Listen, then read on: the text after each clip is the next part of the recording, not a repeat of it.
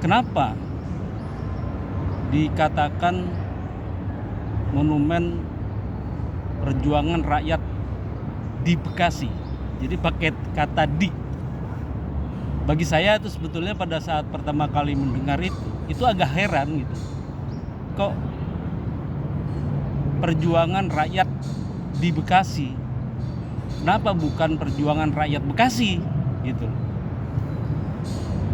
Jadi kan perjuangan rakyat di Bekasi dengan perjuangan rakyat Bekasi ternyata maknanya berbeda. Kalau kata para tokoh Angkatan 45 dan juga para pejabat pemerintah pada saat itu maknanya justru kalau menggunakan kata di, pertama menjadi luas, kedua menunjukkan bahwa para pejuang Bekasi itu tidak egois. Pejuang Bekasi itu justru luas. Mereka katakan kalau hanya perjuangan rakyat Bekasi, berarti yang berjuang adalah bocah-bocah Bekasi. Yang berjuang adalah rakyat Bekasi. Nah, sedangkan kalau rakyat di Bekasi, artinya rakyat dari manapun juga, ya, selain rakyat Bekasi, juga rakyat dari luar Bekasi juga bisa berjuang. Oke, kemudian saya tanya kenapa sampai demikian? Iya,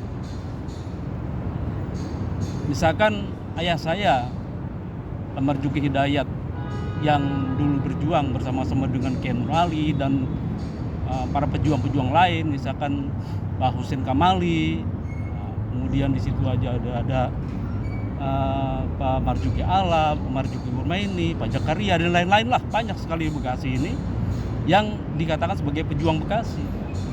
Mereka bilang kalau kami mempertahankan Bekasi dari serangan tentara Sekutu dan tentara Nika yang berada di Jakarta untuk menembus Bekasi sampai ke Kerawang dan Cikampek sampai ke Jawa Tengah dan Jawa Timur, bergerak sendiri, berjuang sendiri, maka Bekasi akan kewalahan.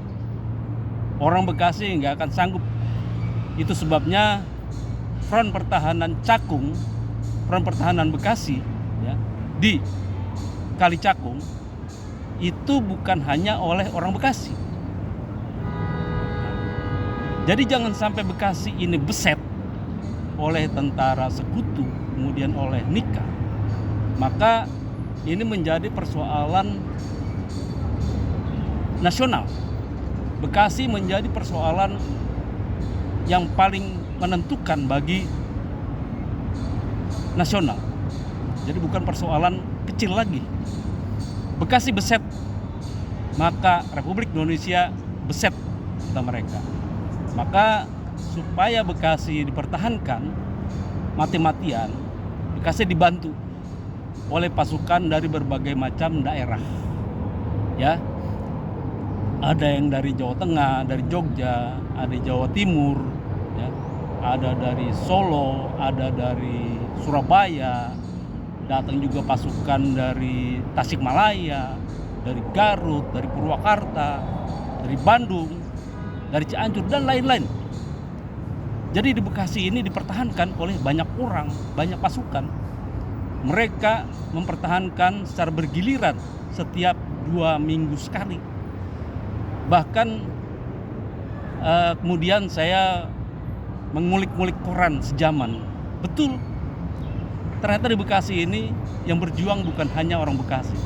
Bahkan, bahkan ada satu koran meliput perjalanan para perempuan pejuang dari daerah Yogyakarta dan Jawa Tengah itu bergerak dari arah sana sampai ke Bekasi.